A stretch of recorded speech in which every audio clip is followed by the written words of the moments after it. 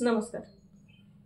मुलगी बाईची जात ही जन्मतः सहनशील असते असं बोललं जातं. म्हणजे आमच्याकडे खानदेशात असं बायका एकमेकांशी बोलताना म्हणतात की माय बाईन जाते, बाईन जात जन्मतः सहनशील रास, बाईले सगळं सहन करणं पडस, अशा पद्धतीने त्या म्हणतात.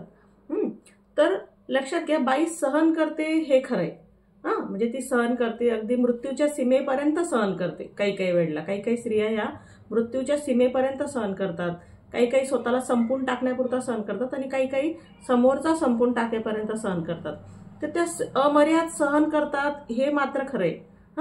तर त्याला वेगवेगळे आयाम आहेत की त्या का सहन करतात, त्याच्या मागच्या काय पार्श्वभूमीत वगैरे ते आपण बोलूया हळूहळू पुढच्या व्हिडिओमध्ये. पण मात्र सहन करते हे खरं आहे, पण ती जन्मताच सहनशील असते हा जो शिक्कामोर्तब केला जातो की जसं काही ती स्त्री म्हणून जन्माला आली म्हणजे ती आता ती सहनशीलच जन्माला आली, तर हे मात्र खोटं असतं.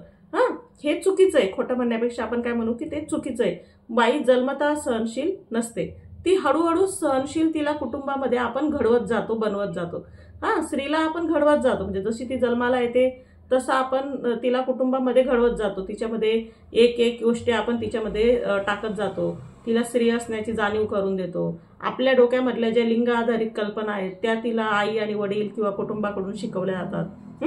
तर लक्षात घ्या, मी तुम्हाला काही उदाहरण सांगते.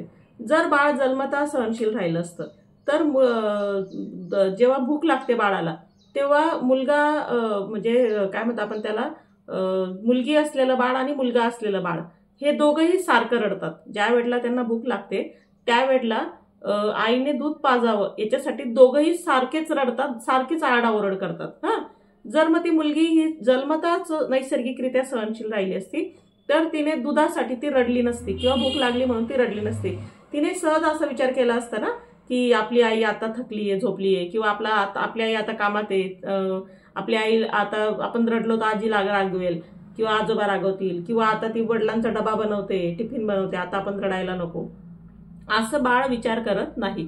का? कारण ती जन्मतः सहनशील नसते. दुसरं, ज्यांच्या घरात मुलगा आणि मुलगी वाढते त्यांनी थोडासा विचार करा. लहानपणी मुलगा आणि मुलगी वाढवत असताना ज्या वेळेला म्हणजे तुमच्याकडे मुलगा मुलगी असेल आणि तुम्ही तुमच्या बाळांना 2-3 चॉकलेट आणले, त्याच्यापैकी 2 चॉकलेट तुम्ही मुलाला दिले आणि एकच चॉकलेट मुलीला दिले, तर मुली सहन करते का? अजिबात नाही.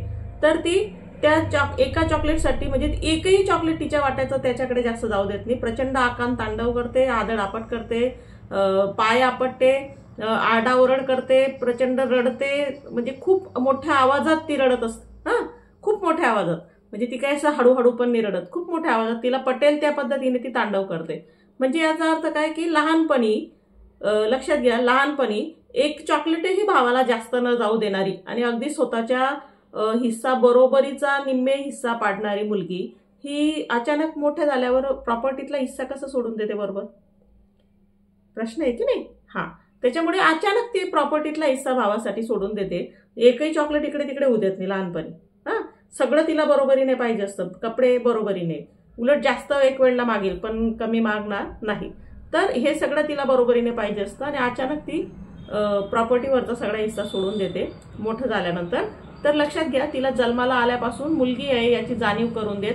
आणि दुसरी जाणीव काय करून देता तुम्ही? तुला मुलगी आहेस, तुला नांदायला जायचंय, दुसऱ्याच्या घरी जायचंय, नवऱ्याच्या घरी जायचंय, अशा पद्धतीने तिला जाणीव करून देत तुम्ही हळूहळू आपण कुटुंब व्यवस्थेमध्ये, तुम्ही म्हणण्यापेक्षा आपण कुटुंब व्यवस्थेमध्ये तिला, त्या स्त्रीला तशा पद्धतीने सहनशील बनवलं जातं. ती जन्मतः सहनशील नसते. त्याच्यामुळे हे उदाहरण आहे. तुम्हीच तुमचा विचार करा तुमच्या लेवलला की नेमकं काय घडतं बुवा. तर मुलीला आपण सहनशील बनवतो, ती जन्मतः सहनशील नसते, हे आपण समजून घेतलं पाहिजे. म्हणजे बाई ही कुटुंबामध्ये घडवली जाते आणि त्या घडवत असताना आपण तिच्यामध्ये तिला त्या आपल्याला जी अपेक्षित आहे कुटुंब व्यवस्थेमध्ये सहन करत टिकावी याच्यासाठी, त्या पद्धतीने आपण तिला घडवत असतो. आजचा मुद्दा एवढाच होता. आपण पुढच्या व्हिडिओमध्ये तिचं सहनशीलता असणं काय वगैरे ते आपण बघत राहू. थँक्यू.